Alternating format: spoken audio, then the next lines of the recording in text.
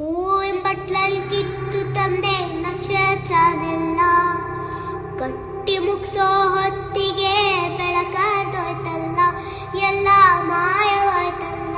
ಆ ಸರ್ವಶಕ್ತಿಯ ಕೃಪೆ ಅನ್ಸುತ್ತೆ ಇನ್ನೇನು ಮುಗೀತು, ನಾವು ಮುಂದೆ ಏನೂ ಮಾಡೋಕ್ಕಾಗಲ್ಲ ಅಂತ ಬೇಜಾರಲ್ಲಿರ್ಬೇಕಾದ್ರೆ ಈ ವ್ಯಕ್ತಿ ಇಷ್ಟು ದಿನ ಅದೆಲ್ಲಿದ್ನೋ ಗೊತ್ತಿಲ್ಲ, ಆದ್ರೆ ಈಗ ಮುಂದೆ ಬಂದಿದ್ದಾನೆ. ಸ್ವತಂತ್ರ ಭಾರತದ ಇತಿಹಾಸದಲ್ಲೇ ಇಂತಹ ಪ್ರಕರಣ ಮತ್ತೊಂದಿರಲಾರದು.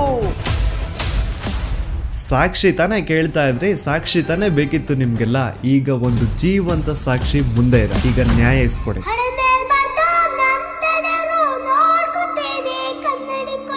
ಅದೇ ಒಂದು ನೇತ್ರಾವತಿ ನದಿ ತೀರದಲ್ಲಿ ಡೈಲಿ ಒಂದು ಹೆಣ ಬೀಳೋದು.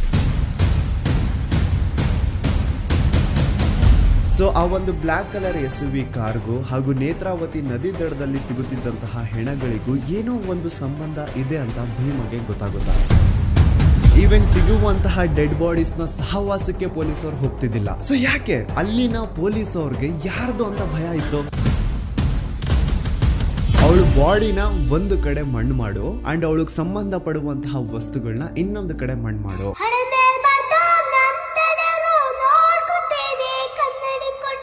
ಪಾಪ ಹುಡುಗಿ ಯಾರ ಮಗಳಿದ್ಲೋ ಗೊತ್ತಿಲ್ಲ, ಆದ್ರೆ ಮಣ್ಣಲ್ಲಿ ಗುರ್ತಿಲ್ದೇನೆ ಮಣ್ಣಾಗ್ಬಿಟ್ಟಿರ್ತಾಳೆ.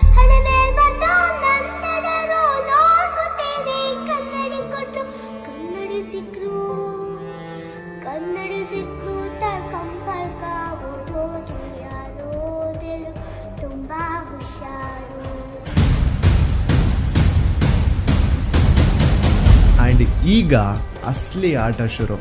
ಆಟ ಅಲ್ಲ, ಶಿವ ತಾಂಡವ ಈ ಸತಿ.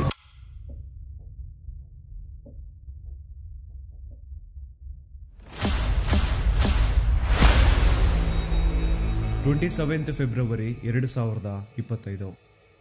ನಾನು ಈ ಒಂದು ಚಾನಲ್ ಅಲ್ಲಿ ಒಂದು ವಿಡಿಯೋ ಅಪ್ಲೋಡ್ ಮಾಡಿದ್ದೆ ಸೌಜನ್ಯ ಮರ್ಡರ್ ಕೇಸ್ ಬಗ್ಗೆ. ಆ ಒಂದು ವಿಡಿಯೋ ಯಾವ ತರ ಸೆನ್ಸೇಷನಲ್ ಆಯ್ತು ಅಂತ ಈಗ ಆಲ್ರೆಡಿ ಎಲ್ರಿಗೂ ಗೊತ್ತಿದೆ. ಅದಾದ್ಮೇಲೆ ಬಹಳಷ್ಟು ಸೋ ಕಾಲ್ಡ್ ಜ್ಞಾನಿಗಳು ಮುಂದೆ ಬಂದು ಒಂದ್ ಸವಾಲ್ ಹಾಕಿದ್ರು. ನೀವು ಹೇಳೋದಕ್ಕೆಲ್ಲ ನಿಮ್ ಹತ್ರ ಸಾಕ್ಷಿ ಇದೆ ಅಂದ್ರೆ ಆ ಸಾಕ್ಷಿನ ಪಬ್ಲಿಕ್ ಮಾಡಿ ಅಥವಾ ಕೋರ್ಟ್ ತಗೊಂಡು ಹೋಗ್ಕೊಡಿ, ಬೀದಿ ರಂಪಾಟ ಯಾಕೆ ಮಾಡ್ತಿದ್ದೀರಾ ಅಂತ. ಅದಾದ್ಮೇಲೆ ನಾನು ಒಂದು ವಿಡಿಯೋ ಮಾಡಿದೆ ಸಾಕ್ಷಿ ನಾಶ ಅಂತ. ಅಂಡ್ ಆ ಒಂದು ವಿಡಿಯೋದಲ್ಲಿ ಪಾಯಿಂಟ್ ಟು ಪಾಯಿಂಟ್ ಎಕ್ಸ್ಪ್ಲೈನ್ ಮಾಡಿದೀನಿ ಹೇಗೆ ಸೌಜನ್ಯ ಕೇಸ್ ಅಲ್ಲಿ ಬಹಳಷ್ಟು ಸಾಕ್ಷಿಗಳು ನಾಶ ಆಗಿದಾವೆ ಅಂತ. ಆದ್ರೂ ಕೆಲವೊಬ್ರದ್ದು ಮಾತ್ರ ಅದೇ ಇದ್ದಿದ್ದೆ, ಕೋರ್ಟ್ ಅಲ್ಲಿ ಹೋಗಿ ನ್ಯಾಯ ಕೇಳಿ ಬೀದಿ ರಂಪಾಟ ಯಾಕೆ ಮಾಡ್ತಿದ್ದೀರಾ ಅಂತ. ಹಾನೆಸ್ಟ್ಲಿ ಹೇಳ್ಬೇಕು ಅಂತಂದ್ರೆ, ಮನ್ಸಾಕ್ಷಿ ಮುಟ್ಕೊಂಡು ಹೇಳ್ಬೇಕು ಅಂದ್ರೆ ಸೌಜನ್ಯ ಕೇಸಲ್ಲಿ ಬಹಳಷ್ಟು ಸಾಕ್ಷಿಗಳು ನಾಶ ಆಗಿದಾವೆ. ಅಂಡ್ ಮಿಕ್ಕಿರುವಂತಹ ಸಾಕ್ಷಿಗಳನ್ನ ಇಟ್ಕೊಂಡು ಕೋರ್ಟ್ ಅಲ್ಲಿ ಹೋಗಿ ನ್ಯಾಯ ಕೇಳಿದ್ರೆ ನ್ಯಾಯ ಸಿಗೋದು ಬಹಳ ಕಷ್ಟ. ಸೊ ಏನಪ್ಪಾ ಮಾಡೋದು? ನಮ್ ಕಣ್ಣು ಮುಂದೆನೆ ಆರೋಪಿಗಳು ಐಷಾರಾಮಿ ಜೀವನ